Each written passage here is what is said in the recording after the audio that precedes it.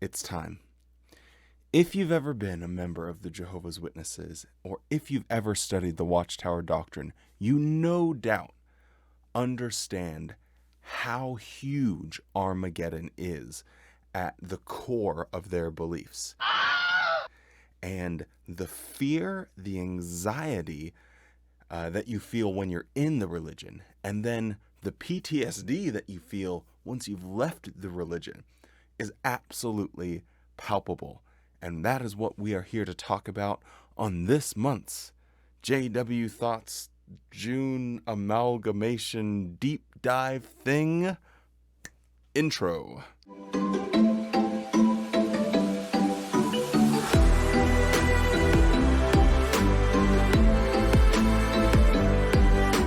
Wow, what a perfect day to skip going out in service.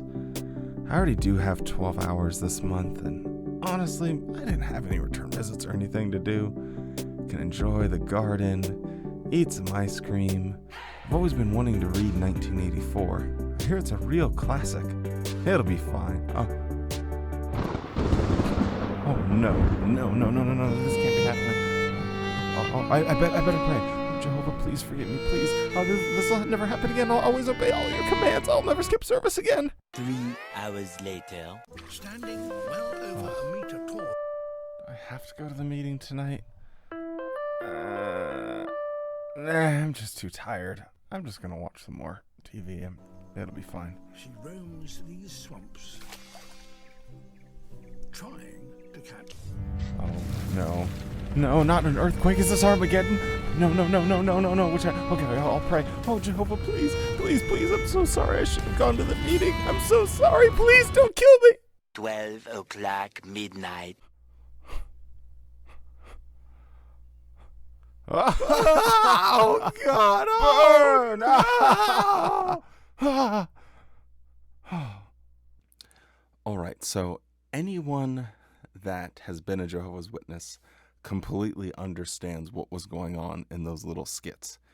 When there is the natural phenomenon that's just slightly unusual, like a really bad thunderstorm or an earthquake, or you're just having nightmares, you will get this immediate reaction. And it's happened to me, and I've talked to almost every single one of my Jehovah's Witness friends had it happen to them as well, where something like that happens and your mind immediately plays through all of the bad things that you've done that you didn't go to the elders and confess about. And it could be the most mundane, stupid, silly thing that you just never fessed up about. And as I've said before in one of my other videos, almost every witness has something that they've done wrong. Even when I talked to the elders, I can't remember if I mentioned this in my videos about that conversation that I recently had with the elders, but I'll just reiterate it real briefly. One of the elders had watched one of my videos where I had made this point that almost every witness has something that they haven't told the elders before. And he said, oh, so you think, which I was surprised that he made it that far along the video. He probably watched longer than you did. Anyway, he said, that's you can't think that every witness has something that they haven't told the elders. So I looked at them and I said, have you guys ever masturbated? It's the easiest one to say. And one of the elders was like, well, everybody does it. He was honest. He was completely honest. Like, well, everyone has. I'm like, okay, did you guys confess and go to the elders and talk to them about it? Nope. Okay, so it is reasonable to say that most witnesses have something, a sin that they haven't. Anyway, I can't remember if I've talked about that or not. If I have, sorry for boring you once again, but I think it's such a funny perspective, and that an elder just flat out admitted, like, yeah, everyone masturbates, and none of us actually go to the elders and talk about it with them. So yeah, Wally actually does have a good point there. You know, you could say that almost every witness has some dark secret that they're holding. Anyway, but your brain, when you're a Jehovah's Witness, goes through the lists of all the things that you've done wrong or the things that you haven't done enough of, which I'm going to talk about later because I think that's even more of an impactful aspect of this. But you just start going, and it's like an absolute fear response. And Armageddon's not starting because Armageddon's not coming because Armageddon's not real. And you have this just crazy amount of anxiety from something as simple as a lightning or a thunderstorm. So I just want to break down where this exactly comes from. I'm going to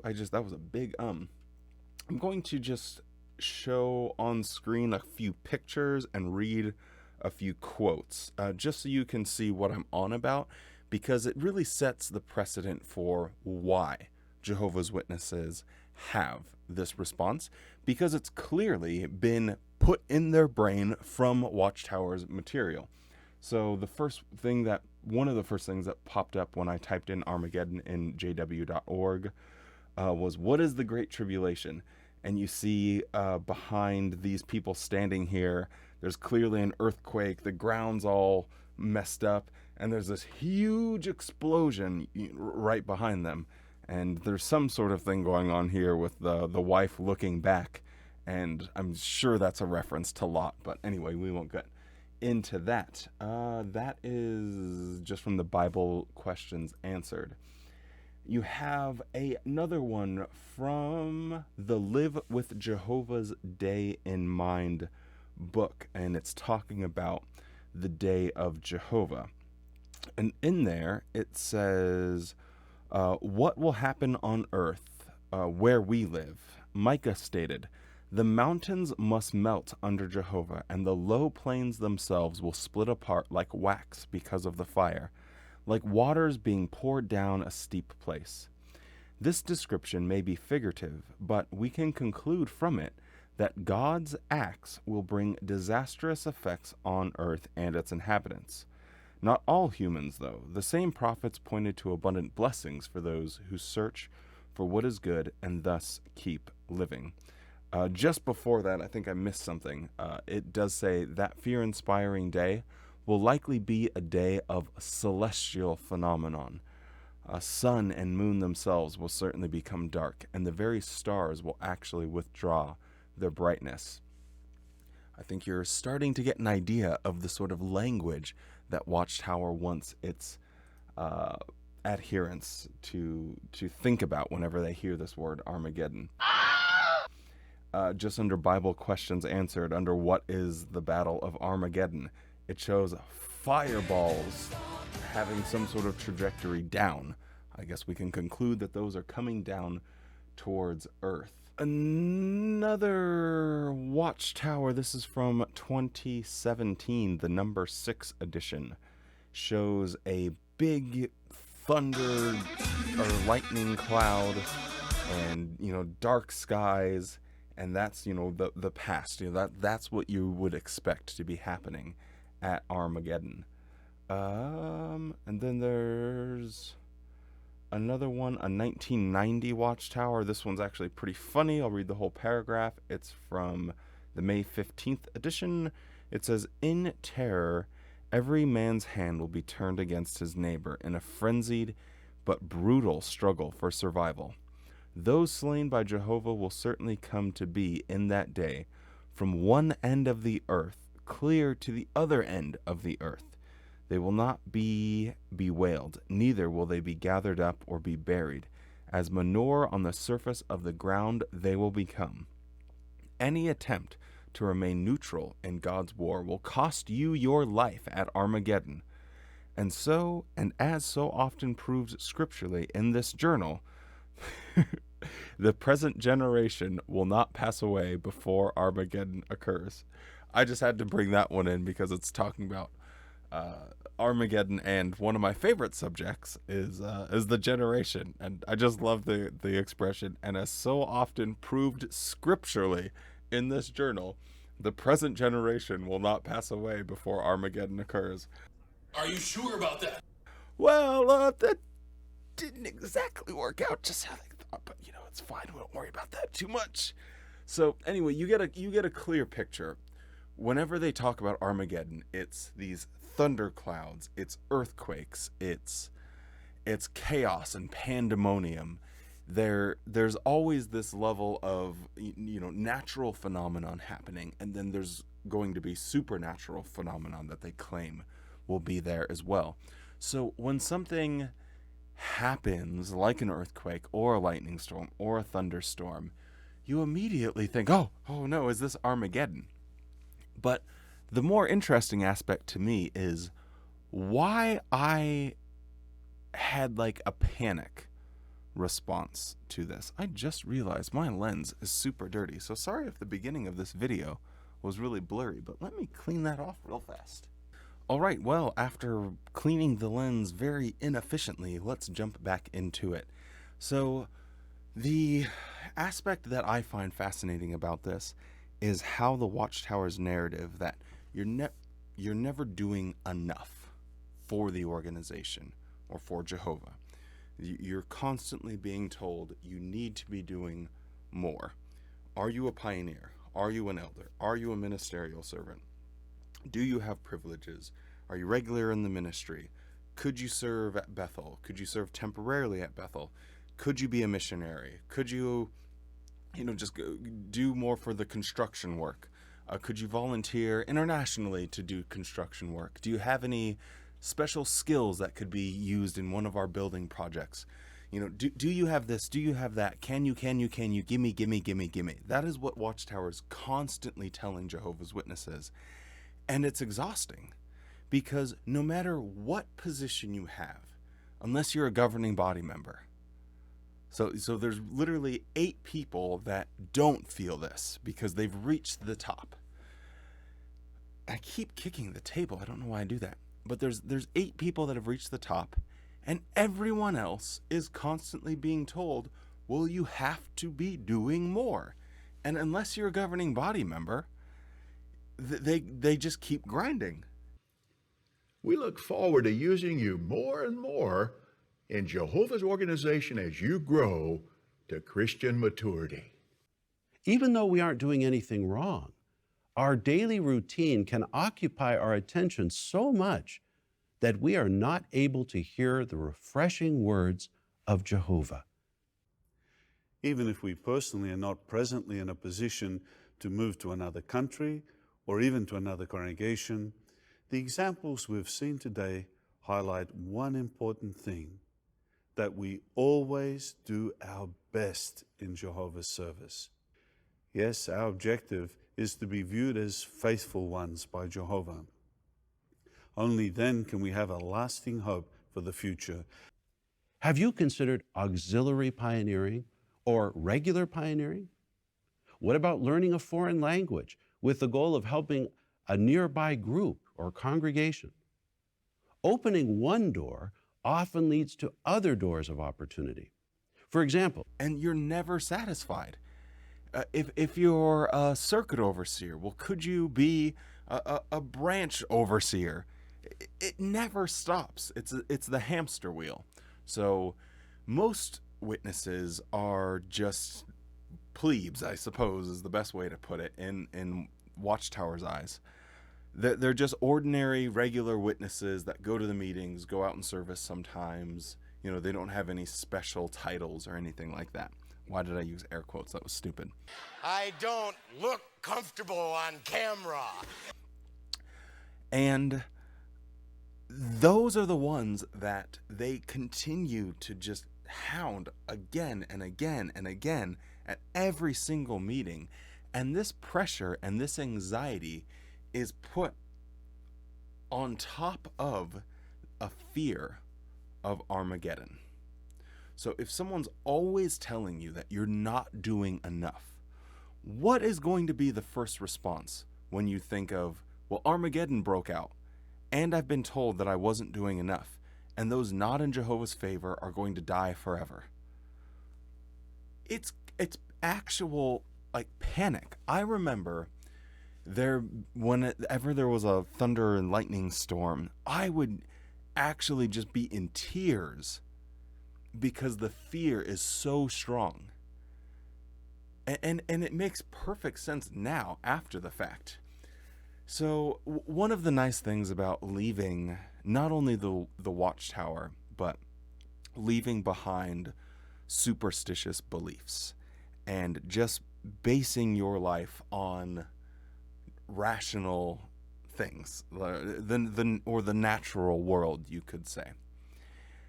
It's just an immediate relief. And I don't want to go off, so anyone that doesn't like to hear me talk about atheism or anything like that, I don't want to disrupt your sensibilities, so it might be time to click off of the video, but I'm going to go on a little bit of a rant here. But when you have superstitious beliefs and you're trying to basically make it to heaven or whatever, paradise, whatever you want to call it,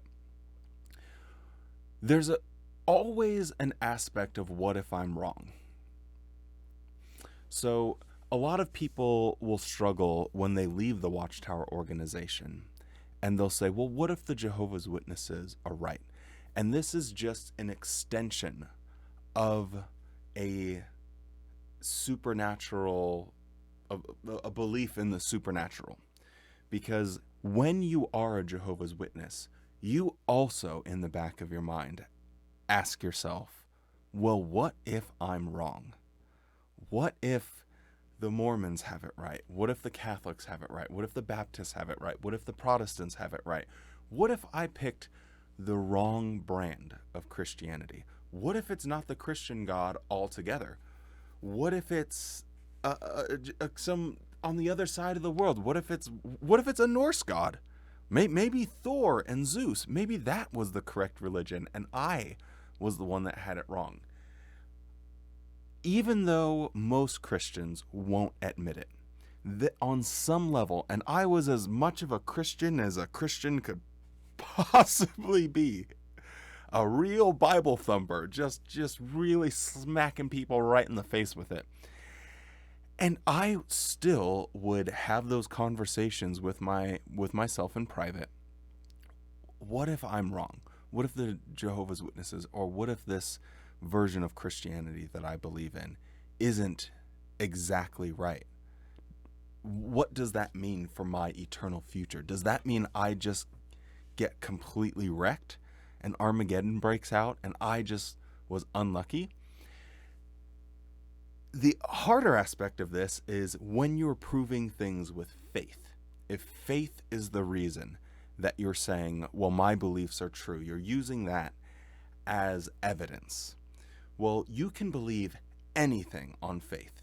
Once you take logic and reason and evidence out of it, and you just say, well, you must have faith in this thing.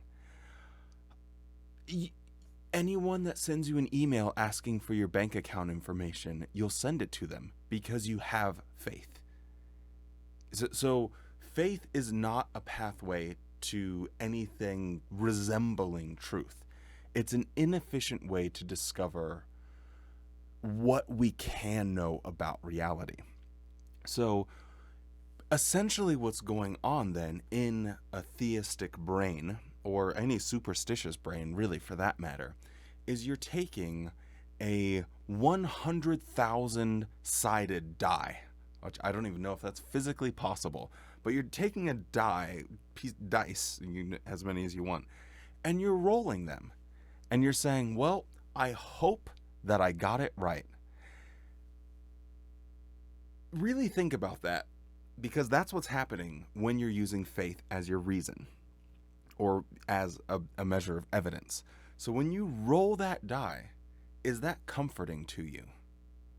Does that bring you comfort that you're taking a 1, and I'm being generous, but a 1 in 100,000 chance that you'll get the right religion, that you happen to be born in the right religion, that you happen to be alive at the right time for the right version of a particular God and a particular version of that particular God?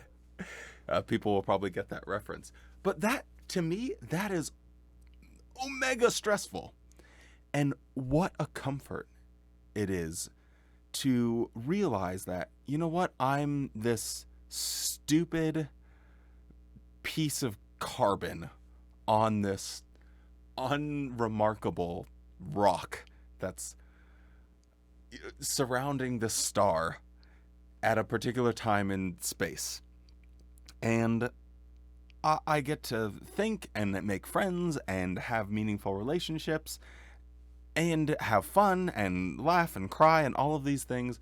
And when I die, I just die. And if there is an afterlife, what's the difference between rolling that die and just not caring about it?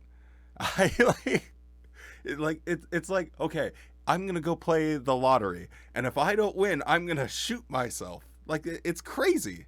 So why would you live your entire life with rolling this die one time, or maybe 2 times if you convert to a different religion, and then sitting there with your arms folded and saying, well, I hope I get it right?